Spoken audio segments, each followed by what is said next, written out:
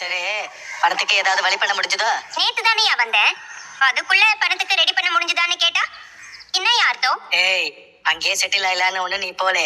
நமக்கு ஏகப்பட்ட கடன் இருக்கு. அதை அடைக்காம வீட்டு பக்கம் நம்மளால போக முடியாது. அதுக்கு என்ன பண்ணலான்னு நீ முதல்ல யோசி. இங்க பாரு, கடங்காரையும் தொல்லை இல்லைன்னு அங்கேயே தங்கிடலான்னு நினைக்காதே.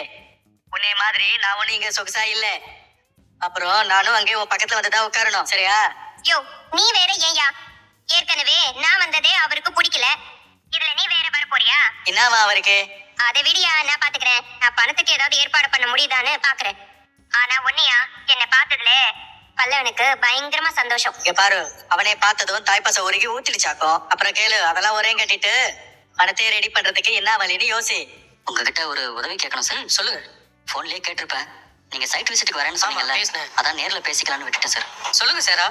சார், எனக்கு கொஞ்சம் பணம் வேணும் சார். எவ்வளவு வேணும் சாரா? எவ்வளவு கிடைச்சாலும் ஓகே தான் சார். நான் எதுக்கு கேட்கறேன்னா, என்னோட ரெண்டாவது தம்பி பாண்டி. ஆமா, சொல்லு. உங்களுக்கே தெரியும்ல, அவன் வேலை செய்யற மெக்கானிக் ஷாப்பை லீஸுக்கு எடுக்க அவனுக்கு ஒரு வாய்ப்பு சரி. இருக்கு. லீஸ் பணம் 3 லட்சம் ரூபா சொல்றாங்க. சாரா, அவ்வளவு பணம் என்னால தர முடியாது. ஐயோ, அவ்வளவு பணம்லாம் நான் கேட்கல சார். உங்களால எவ்வளவு கொடுக்க முடியுமோ அதை கொடுங்க. எனக்கு கொஞ்சம் பணம் தேவைப்படுதுண்ணே. அதானே பார்த்தேன். பணத்தை பார்த்த உடனே உனக்கு செலவு வந்துருமே.